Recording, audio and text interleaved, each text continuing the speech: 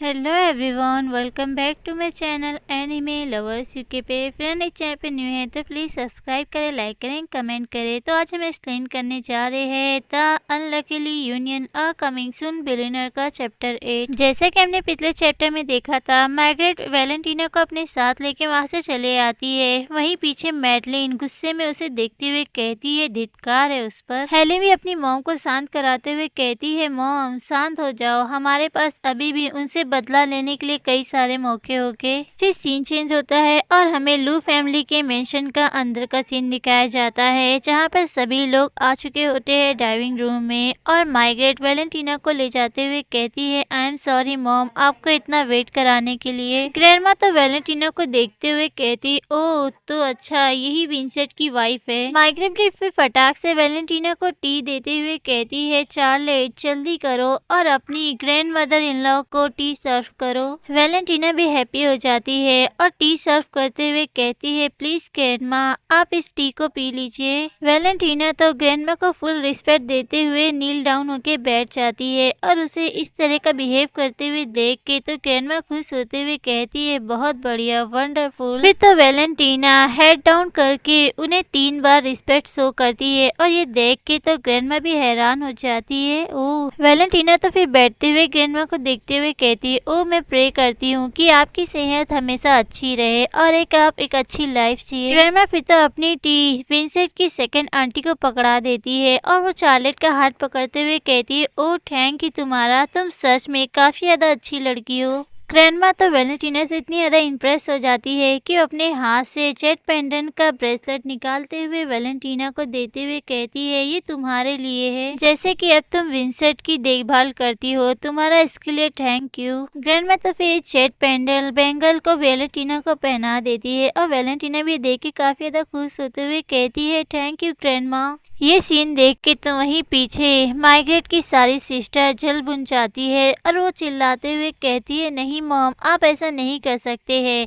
अब माइंडली भी इसकी हामी में हामी करते हुए कहती, हाँ मॉम वो सही कह रही है, आप ऐसा नहीं कर सकते हो। और उन लोग को इतना चौका देख के तभी ग्रैंडमा कहती है, आखिर क्या बात है, तुम तीनों इतनी चौकी हुई क्यों हो। मार्लिन तो फिर सफाई देते हुए कहती है, अरे मॉम वो बैंगल वो हमारी फैमिली की विरासत में से एक है और मुझे तो बस इस बात की चिंता है कहीं चार्लेट गलती से इसे तोड़ सकती है।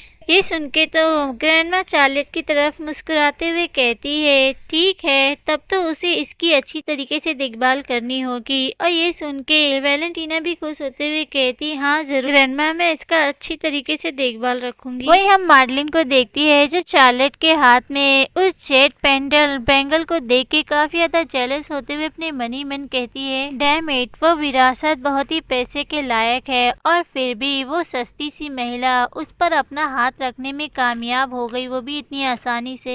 वहीं हम हेली को भी देखते हैं जो जलन के मारे अपने मन ही मन कहती है, मैं ग्रैंडमा को बहुत ज्यादा पसंद नहीं कर सकती। हेली तो फिर ग्रैंडमा के पास आ जाती है और उन्हें फुसलाते हुए उनका हाथ पकड़ते हुए कहते हैं, ग्रैंडमा चार्लेट ने कहा था कि वो चाहती है कि वो आपके लिए पियानो पर अपना फेवरेट गाना बजाकर बताए। ये सुन के तो मार्गरेट भड़क जाती है और गुस्से से चिल्लाते हुए कहती, हेली ये क्या बकवास कर रही हो, उसने तो ऐसा कब कहा। वैलेंटीना भी आगे बढ़ के मार्गरेट का हाथ पकड़ लेती है, रुक जाइए, चिंता मत करे, ये सब ठीक है। मार्गरेट तो फिर वैलेंटीना को देखते हुए अपने मन ही मन कहती है, वो तो डिलीवरी वुमेन हुआ करती थी, आखिर ये कैसे हो सकता है कि वो पियानो बजाना सीख सकती थी। फिर हम वैलेंटीना को देखते हैं जो पियानो बजाने के लिए जाके बैठ जाती है और मार्गरेट भी उसके देख के काफी ज्यादा चिंता करते हुए अपने मन ही मन कहती है, वो परफॉर्मेंस खराब देती है तो मॉम जरूर से यही सोचेगी कि उसकी डॉटर इन लॉ होने के लायक नहीं है वो। वही हम मार्लिन को भी देखते हैं जो वैलेंटीना पे नजर रखते हुए हैरान होते हुए अपने मन ही मन कहती है, उसकी हरकतें वो तो बहुत ही सरल है, क्या वो सच में पियानो बजाना जानती है। हेली भी तभी मैडली के पास आ जाती है, उसके कानों में फुसफुसाते हुए कहती है, मॉम वो सिर्फ प्रैक्टिस कर रही है, मुझे यकीन है कि उसका पियानो बजाना वो भयानक होगा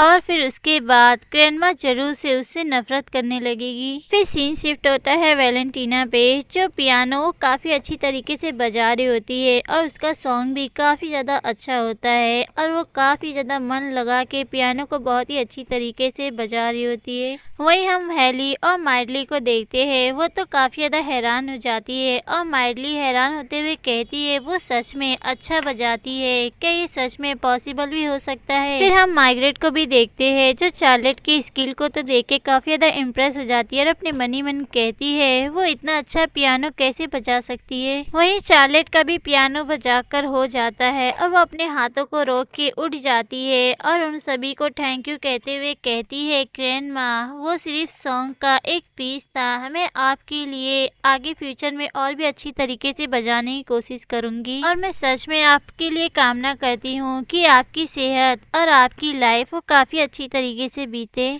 ग्रैंडमा तो फिर चार्लेट के पास आ जाती है और प्यार से उसके हाथों को पकड़ते हुए कहती है थैंक यू चार्लेट, तुम सच में बहुत ही ज़्यादा विचारशील हो और जब हम बाद में दोपहर का लंच करेंगे तो तुम मेरे पास ही आकर बैठना चार्लेट। वहीं पीछे हम मैडली को देखते हैं, जो उन लोगों को इतना क्लोज देख के काफ़ी ज़्यादा गुस्से में अपने मन ही मन कहती है अरे वो सच में मॉम को अपने साइड करने में कामयाब रही। फिर तो हम माइग्रेट को देखते हैं, जो वैलेंटीना को देख के फिर से इम्प्रेस होते हुए अपने मन ही मन कहती है वो अब तक बहुत अच्छी तरीके से अपने काम को संभाल रही है। फिर सीन शिफ्ट होता है गार्डन में, जहां माइग्रेट तो मैडली को टोन मारते हुए कहती ओह ऐसा लगता है कि मेरी डॉटर इन लॉ तुम्हारी डॉटर इन लॉ से कई ज़्यादा अच्छी है। फिर सीन चेंज होता है और हम दोपहर के लंच के बाद का सीन देखते हैं, जहाँ मैडली माइग्रेट और चार्लेट को पार्क में टहलने के लिए ले जाती है और कहती है चलो दोपहर के लंच के बाद टहलने चले। वहीं ऊपर से हैली और उसकी आंटी भी देखती है। फिर सीन शिफ्ट होता है हैली और उसकी आंट के ऊपर, जहां हैली प्लान बनाते हुए कहती है सब कुछ तैयार है, मेरा डॉग वो एक हफ्ते से भूखा है और वो बहुत ही ज्यादा बेचैन है और वो हमारे अलावा किसी को भी काटने की कोशिश करेगा। हैली तो फिर चार्लेट को देखते हुए कहती है मुझे उस पर पूरा यकीन है, मेरा डॉग उसे काट लेगा जरूर अगर वो पहले उन्हें नहीं मारता। आइए देखेगी क्या वो इसके बाद भी इतने ही अहंकारी रहेंगे। वहीं हम माइग्रेट और चार्लेट को देखते हैं, जो पार्क में टहलते हुए माइग्रेट कहती है चार्लेट तुम पियानो बजाने में इतनी अच्छी कैसे हो। चार्लेट बोली मेरी मॉम की डेथ से पहले उन्होंने जितना हो सके उन्होंने मुझे इतना सिखाने की कोशिश की। ये सुन के तो माइग्रेट भी चार्लेट के लिए सॉरी फील करने लगती है। फिर सीन शिफ्ट होता है डॉगी पे, जो काफ़ी तेज़ी से माइग्रेट और चार्लेट की तरफ ही दौड़ते हुए आता है और उसे लाई होती है मैडलिन, जो कहती है चार्लेट और माइग्रेट मेरा इंतज़ार करो।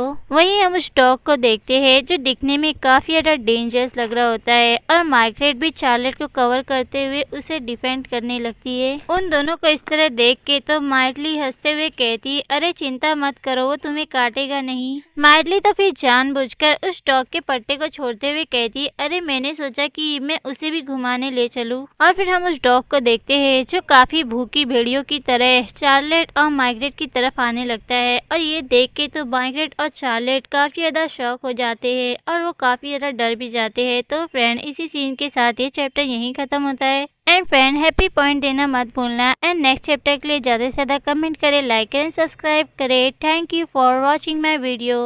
Bye bye friend.